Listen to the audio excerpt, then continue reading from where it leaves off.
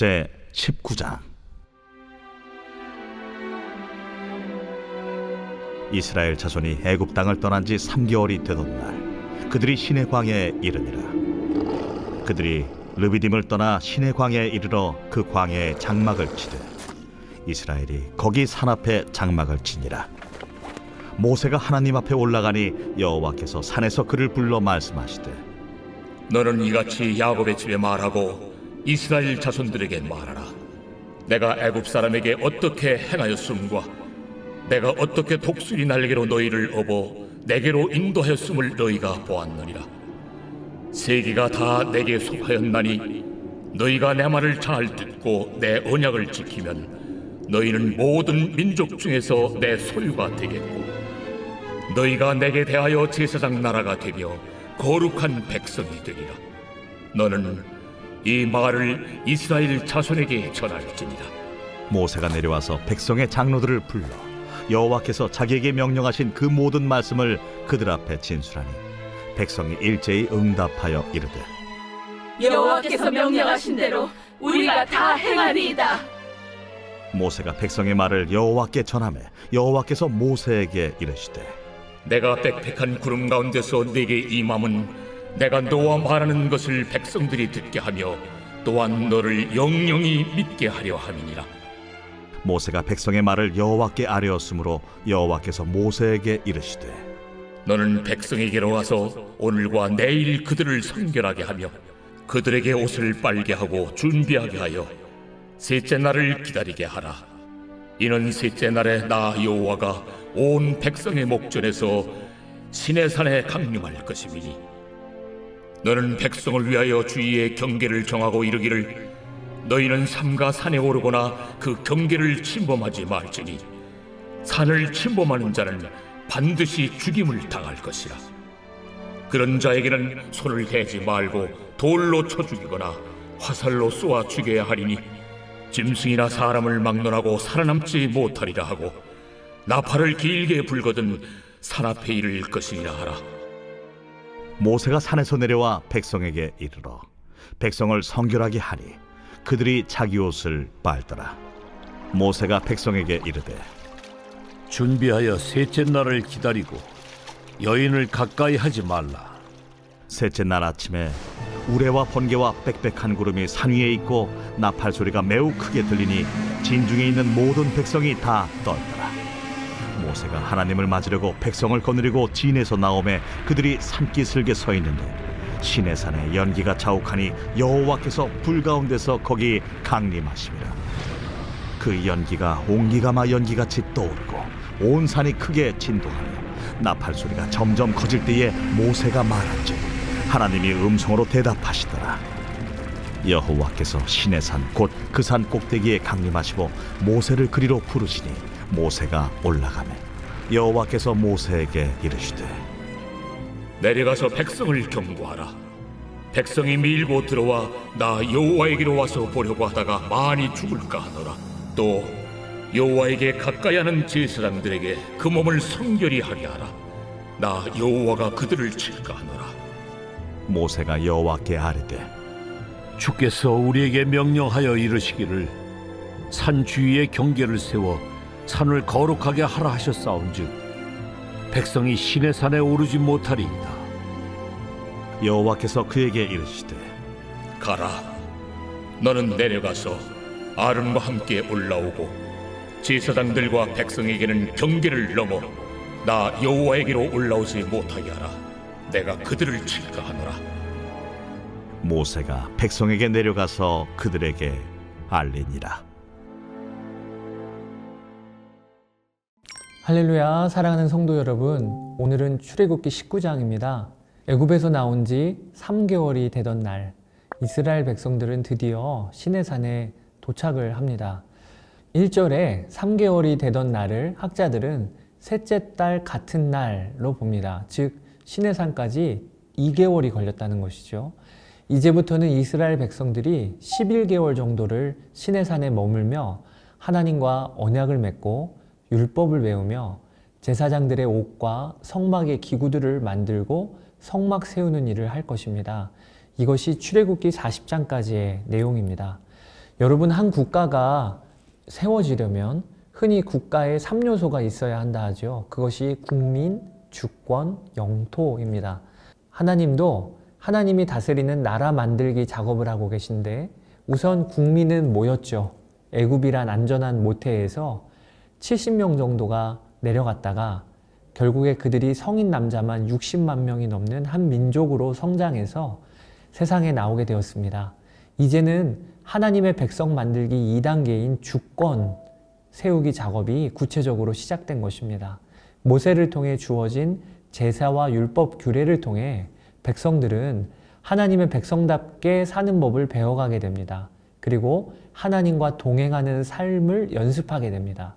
이렇게 출애굽기 19장부터 시작해서 40장까지 그리고 레위기를 거쳐 민수기 9장까지 이어지는 주권 세우기 작업이 마치면 그들은 드디어 영토인 가나안 땅으로 출발하게 될 것입니다. 여러분, 여기서 우리는 다음과 같은 질문을 해보아야 합니다. 하나님은 왜 이렇게 당신의 백성을 세우시려는 것일까요? 하나님의 백성 만들기 프로젝트의 목적은 무엇일까요? 그 대답이 바로 오늘 출애굽기 19장 3절에서 6절 말씀인 거예요. 모세가 하나님 앞에 올라가니 여호와께서 산에서 그를 불러 말씀하시되 너는 이같이 야곱의 집에 말하고 이스라엘 자손들에게 말하라.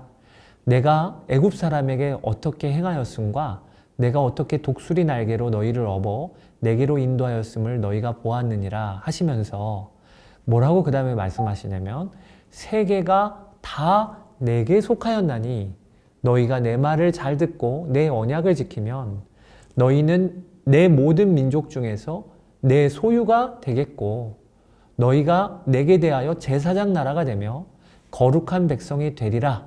너는 이 말을 이스라엘 자손에게 전할지니라 라고 5절과 6절에 이어지고 있어요.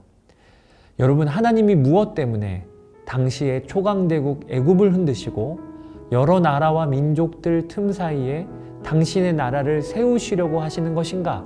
그것은요, 세상에서 가장 뛰어난 한 민족을 세우셔서 다른 민족들은 눌러버리려 하심이 아니세요. 오히려 하나님은 이스라엘 백성들을 통해 세상 모든 민족을 축복하시려고 하는 계획이 있으시다는 거예요. 세계가 다 내게 속하였나니 라고 하셨어요. 이스라엘은 다른 민족에게 복을 흘려보내는 통로가 되도록 부르심을 받은 것입니다. 그게 바로 너희가 내게 대하여 제사장 나라가 되며 라고 하는 뜻이에요. 그러니까 오늘 19장 말씀을 통해 우리가 붙잡을 것은 하나님의 말씀이 너희를 부름은 세상을 축복하기 위함이다 라고 하는 하나님의 말씀이 있다는 것을 우리가 아셔야 돼요. 하나님은 이스라엘 백성들이 시내산에 도착한 후에 제일 먼저 대표격인 모세를 부르시고는 자신의 속마음을 나누어 주신 겁니다. 그게 바로 출애굽기 19장 3절에서 6절 말씀인 거예요.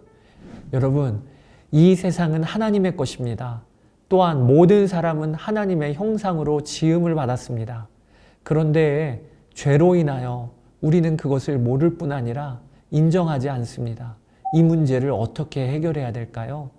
하나님은 이 문제를 푸실 때 온 세상에 짜잔 하고 자신을 드러내실 수도 있는 거잖아요. 하나님의 권능을 모든 사람들이 다 보도록 한 번에 드러내실 수도 있는 거잖아요. 그러면 아마 사람들은 자동적으로 하나님 섬기지 않을까요? 그런데 여러분, 만약에 그렇게 하신다면 하나님과 사랑의 교제를 기반으로 한 관계의 회복은 없겠지요. 그저 크고 두려운 하나님으로 사람들이 하나님을 섬기겠지요. 그래서 하나님은 그런 방법을 쓰시지 않고요. 당신의 사람들을 이 세상 가운데 세우시는 방법을 쓰시기로 하신 것입니다. 이 세상에 하나님과 동행하며 구별되는 사람과 민족을 세워서 그들의 거룩함과 정결함을 보고 그들이 믿는 하나님이 얼마나 거룩한 분이신지를 세상에 드러내시는 방법을 쓰신 거예요. 또 하나님을 섬기는 백성들이 서로 사랑하고 용서하는 삶을 사는 것을 보며 세상에 하나님의 용서와 사랑이 어떤가를 알려주시는 방법을 쓰신 겁니다. 그렇게 하심으로 세상 모든 민족들이 그들의 마음이 풀어지고 마음으로 하나님께 돌아오도록 하나님이 그렇게 계획하신 거예요. 여러분, 이스라엘 백성들을 세우심은 세상 모든 민족의 제사장 나라로 세우시려 하셨다고 하나님이 말씀하십니다. 그들을 거룩한 백성의 본이 되게 하시고자 세우신 것이라고 말씀하십니다. 오늘 출애굽기 19장 5절에서 6절 말씀은 하나님의 본심이 담겨있는 아주 중요한 말씀이에요. 이것은 이스라엘의 조상 아브라함을 부르실 때부터 이미 계획하신 것이었습니다.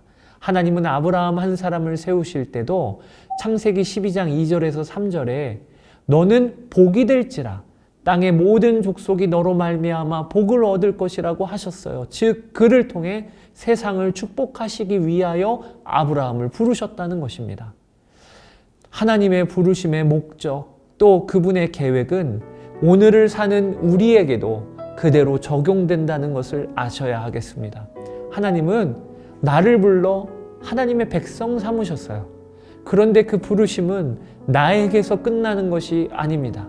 하나님은 하나님의 복을 나를 통하여 흘려보내시려고 나를 부르신 거예요. 나를 통로로 삼으시려고 나를 세우신 거예요. 나의 부르심은 세상을 축복하기 위한 부르심이라는 것을 오늘 꼭 붙들고 하루를 살아가시게 되기를 바랍니다. 그리고 세상을 축복하는 방식이 있음을 명심합시다. 그것은 내가 동행하시는 하나님이 누구신가를 세상에 드러내는 것이에요.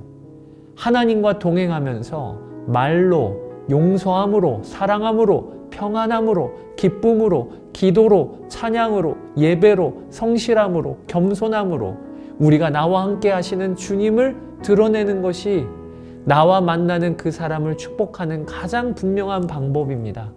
그는 나로 인하여 하나님이라는 복을 받게 될 것입니다. 이스라엘 백성들은 이 하나님의 본심과 계획을 알았어야 했어요. 그런데 참 불행하게도 이스라엘 역사를 보면 그들은 전혀 엉뚱하게 하나님의 부르심을 이해했어요. 하나님은 우리만 부르셨다. 우리는 선민이다. 그래서 자신들을 제외한 이방인들은 지옥의 불쏘시개로 이해했습니다. 여러분, 앞으로 펼쳐질 이스라엘 민족의 모든 비극은 하나님의 이 부르심을 제대로 이해하지 못한 데서 오는 비극이라고 보셔도 돼요. 하나님이 나를 부르신 목적은 세상에 복이 되게 하시려고 하심이라는 것을 놓치면 그러면 우리는 타락하게 되는 것입니다. 출애굽기 19장에 보면 하나님은 시내산에 강림하십니다. 하나님이 이 땅에 자신을 드러내신 것입니다. 그러나 거룩하신 하나님의 모습 그대로 볼 수 있는 피조물이 아무도 없지요. 피조물은 하나님의 거룩함을 감당할 수가 없습니다. 그래서 하나님은 빽빽한 구름을 시내산에서 두르시고 임재하십니다. 이스라엘 백성들은 하나님이 시내산에 내려오시는 것을 맞이할 준비를 해야 했습니다. 그 준비 기간은 3일입니다. 3일 동안 그들은 자신들을 정결하게 지켜야 했습니다.